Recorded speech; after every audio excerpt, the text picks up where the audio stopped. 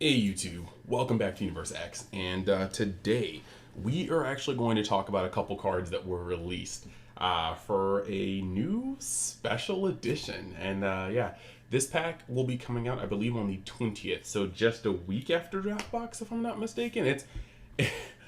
It's the content is kind of for this game. The product is kind of coming quick, like I mean, quick to the point where it's almost alarming quick. But we're here for it. Uh, I'm here for it at least, hopefully. So here we go.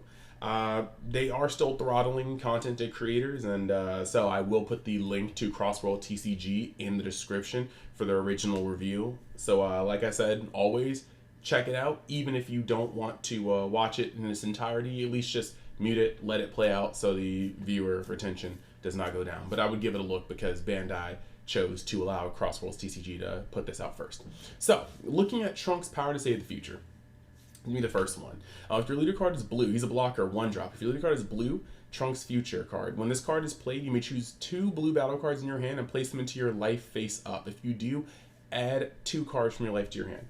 So this card allows you to prime your life with the targets that Trunks could use to flip them out. So I mean, if you open up with the Goku and the Vegeta and whatnot, you can put them into your life with this effect to better stack your draws, because you know, if you're going to take a life, you can reveal it and add it to your hand, but these things have the ability of being played when they're revealed like that, and coming to your energy zone or your on your play, and then drawing you a card, setting up for Vegito plays a little later. So I think that's actually pretty neat. It's just kind of weird. There's a lot of pieces moving. I haven't had too much experience with the deck myself, but opening up with a 4 of 1-drop to hopefully take these Goku and Vegeta cards from your hand into your life, I feel like you have to open up fairly concisely. Like, there's a specific opening hand you need to make this card effective. So I am happy to see it open up the plays, I suppose, but I'm not quite sure how I feel about this card in general. However, it requires you to use a leader who's currently not in the meta. And I'm not sure if 1-4-drop or 4 1-drops in a deck are going to change this Trunks Future from specifically set 10, because it's not like the set 2 one will work well with this. It was going to change this guy from just not in the meta to front and center. So I do think he's going to be neat for the deck, but I'm actually not going to go too far into this. Like, Crossworlds goes into it very well, but I kind of want to discuss a couple things that might be more relevant to the current meta. So we are going to move on to the next one, which is going to be Ultimate Shenron Dimensional Wishmaster. Now this one is crazy. Like, the card art looks absolutely insane. There's not really much else I can say about it. The card art looks crazy.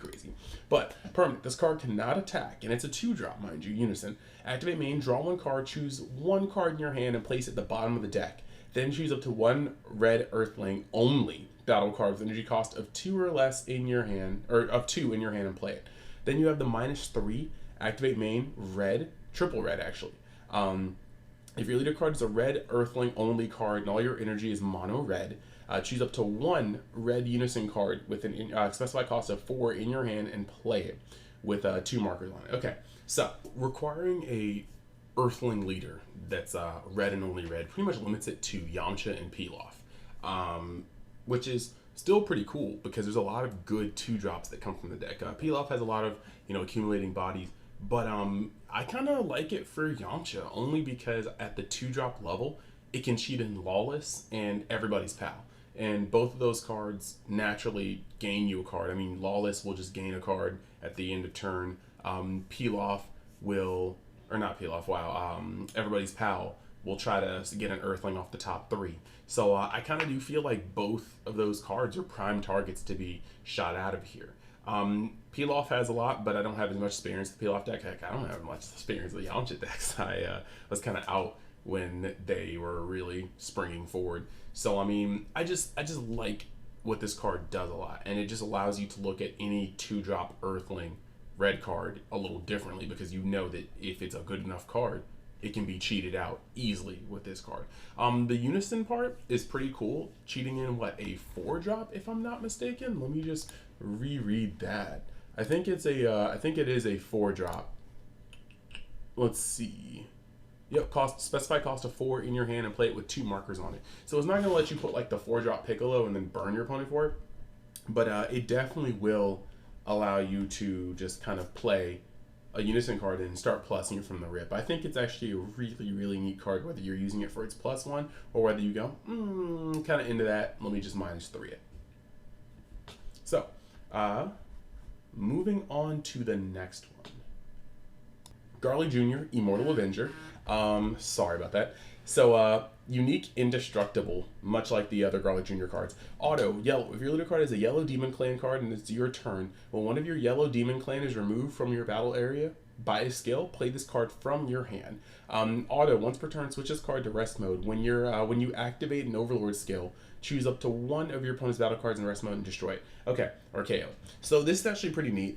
It's more removal. I'll bet situational. You have to have a board to use Overlord, and they have to be in rest mode. So it's very situational removal. But this guy can be a starter to your chain just by having him on the board. So I think that's actually really neat. He slots in well. You don't have to hard cast him. You can just play him for free if your opponent removes any one of your Demon Clan Demon Clan cards, yellow Demon Clan cards. And I think that's pretty cool. Now, granted, just like the first one, Garly Jr. is not really sitting here at the forefront of the meta, so I'm going to kind of move past that. There are going to be other things, like if I do breakdowns on the decks, I will include cards like this on it, but there are some other things I want to talk to, and I don't want the video to go too long. But Garly Jr. Immortal Avenger is a nice step up to the deck. Allows you to try to go into your boss card, the SR, a little bit easier, just more ways to go into it than just like 4 of that you can put in the deck. The next card, Mira Dimensional Superpower. This card cannot attack unless it has 2 or if it has 2 or fewer markers on it. So it needs to be at 3 markers to do anything. So even though it can come out as a 1-drop, you don't want to cast it as a 1-drop because it's probably never going to get to a 3-drop. Like it may, being a 15k that you can drop on turn 1, but oof. Now, activate main. You may choose 1 card in your hand and send it to your warp if you do draw a card. So, I mean, he's going to allow you to kind of cycle, but you have to remove a card to see your next card, so it's not really superior design, so to speak. And then his -2 activate battle for each card in your warp. This card gains plus 5,000 power for the battle. So it's kind of neat that he's a big Mira, kind of, on his own. That being said, he's also he's a Unison. So in certain decks, this is going to slap. Like, if your opponent can't remove or can't stop a Unison swing, you could slam this guy on the board for... Never mind. Well, it's activate battle, and he has to swing first. So you can slam him on the board for 3, swing, -2, and then this guy can go up to massive amounts of power, and then you just, I don't know, put a chomp on him, and he kind of feels like the same way, you feel me? So... this is actually very interesting, and I kind of wonder if this will kind of become like a Mira overrealm, except on a Unison form. You know, you just kind of like look left, look right, play this guy, chuck him as a swing. He gets under Nimbus. If your opponent Nimbus you, like he gets under Nimbus. He does a lot of interesting things. So I kind of wonder about him, but he's gonna be on the back burner for now. All right, now this guy, he's the first of the stronger additions to this set. So this man's right here, Majin Buu Malice Distilled. All right. At auto, when this card is played, add up to 1 green Majin card with an energy cost of 7 or less from your deck to your hand and shuffle your deck. Cool. So the things you need to know is he's a Majin Buu and he's a 3-drop, meaning this guy can come off of Quickening. Once he comes off of Quickening, he will search your 7-drop, which is, by the way, one of the only cards in the chain. Like, it's actually the only card in the chain that's not searchable. Like, Bob, you will search out Ball. You have the Ball that you can also just draw into at the beginning of the game. You have your 3-drop will be searched out by the Ball. The Ball itself can be searched out. The 5-drop will be fetched by the Ball, but the 7-drop you have to have in hand. Well, not anymore.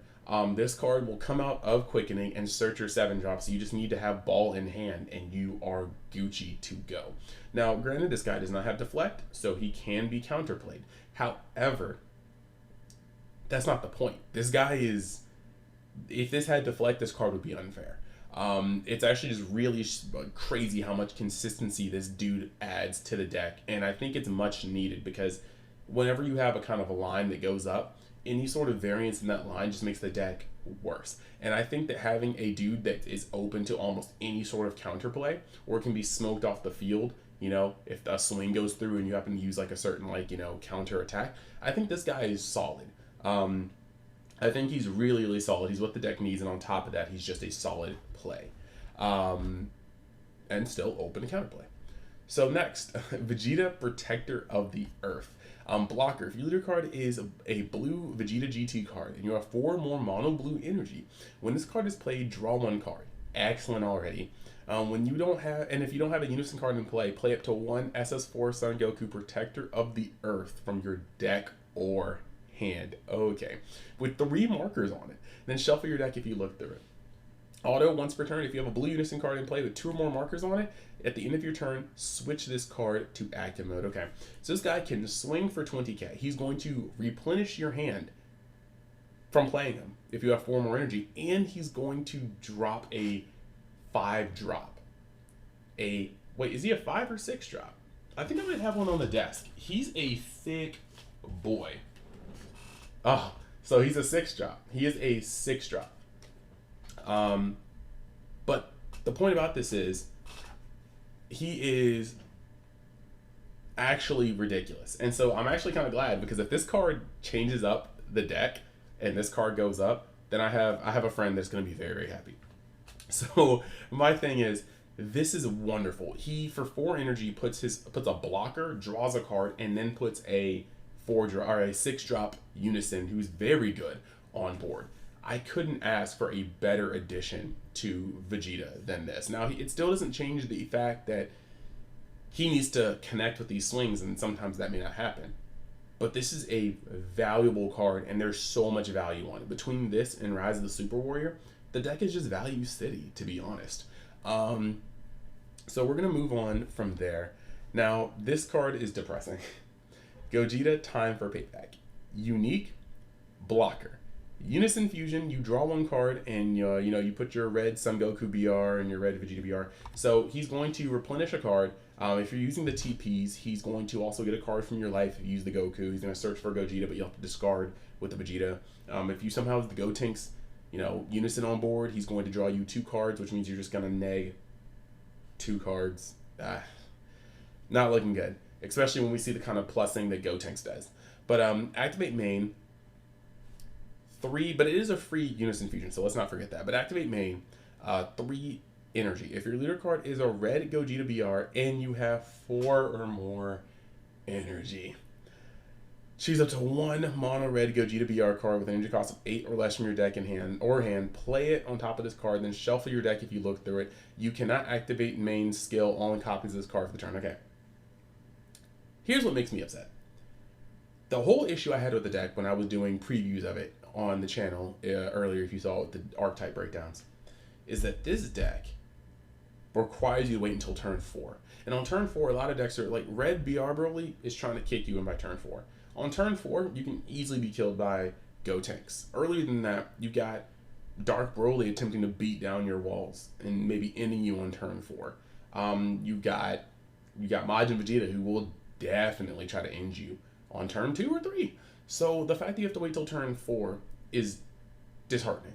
Now, before, it was because you paid 3 energy to put the Fusion of the Gods on board, then you EX evolved it, but that EX evolve straight up tells you cannot play any battle cards for the rest of the turn, so you had to wait till turn 4 to play it. This guy just says energy, so you gotta wait until turn 4 regardless. The deck doesn't get fixed by this card. If this card had 3 or more energy, I would scream hallelujah, and I would be so freaking happy that this card existed. But because it says until 4 energy, the deck is at the exact same speed, and it does not help it. It gives it more avenues to go. But to be honest, yeah, I mean, you could literally... It doesn't require you... The best part about this is it doesn't require you to tap out on turn 3. You could survive until turn 4 and then play this card and then go off. But it still kind of hurts me a little bit that your turn 3 is still awkward. You either just kind of keep doing willy-nilly fusions in a point of the game where people are going in, or You you tap out and hopefully awaken on that turn to untap 1 energy for gods, or 2 if you're playing the other leader. I'm just not sure how I feel about the Gogeta archetype, because there's ways they could have made it better by making it faster, and this just isn't it. This card snapped. Towa rewriting history. Auto, when this card is played, add up to 1 Dark Dragon Ball from your deck or drop area to your hand and shuffle your deck if you look through it. Off that effect alone, you completely throw time space out of the freaking window. See, this card requires you can search a Dragon Ball from deck, or you can pay 1 energy once per turn to take it from your drop area. This thing does it for free.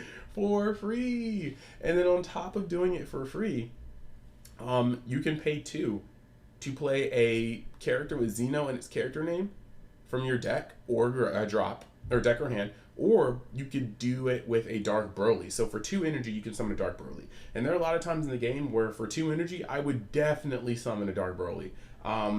This card is dumb too. It's just really dumb. I'm upset. It's that dumb.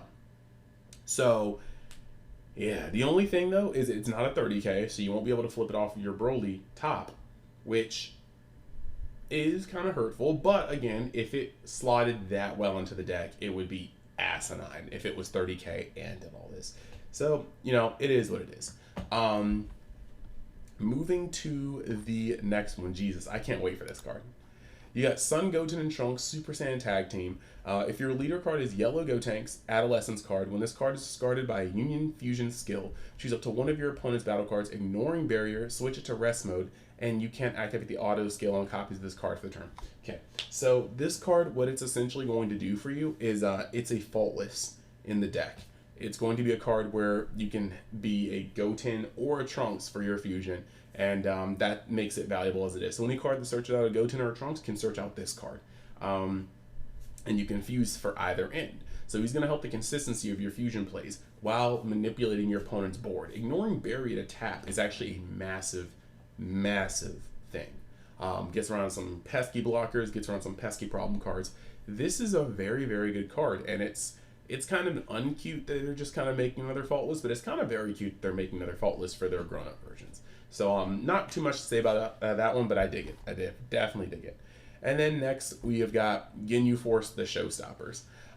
Permanent, this card becomes or gains Raccoon, Jace, Barter, and Gildo in all areas. That's kind of wild. Auto, once per turn, if your leader card is green Ginyu card, you have 2 or more energy. When this card attacks, deals damage or removes a marker from an opponent's using card. Like I said before, I love it when they do that. Play up to 1 green Ginyu Force with the energy cost of 2 from your deck other than copies of this card, then shuffle your deck. So this guy's a 2-drop 15k. If he swings on a leader on turn 2, chances are he's hitting. If he swings on a unison on turn 2, chances are he's hitting. So you either have to burn and negate or they add to their board. This actually is insane. You will start to fill up your board very, very quickly, and this guy doesn't have unique. So if you follow up turn 3 by playing another one, you will literally multiply your board by 2. That is disgusting if I have never heard it. Again, it's one of those cards where it's weird because Ginyu's not really kicking it in the format right now, but this card is definitely going to find its way into a lot of fun brews, and if Green Ginyu ever does have the oomph to come back, this card will definitely be putting in work. Very, very good. So overall, these are the expansion rares for the expansion coming on the 20th of this month. This is going to be a must-buy. It's actually really, really hot, and I will be picking up some of these cards myself. There's a lot of good stuff in here. It's going to help out quite a few decks to be either better in the format or maybe creeping their way into the format a little bit. Either way, like I said before, hope you guys like the content. That's what I say every video, but really I hope you guys check out CrossWorldTCG's initial reveal of this, and if you wanted to hear my thoughts on it, thank you for stopping by, and I will see you guys next time you decide to join Universe X. Later.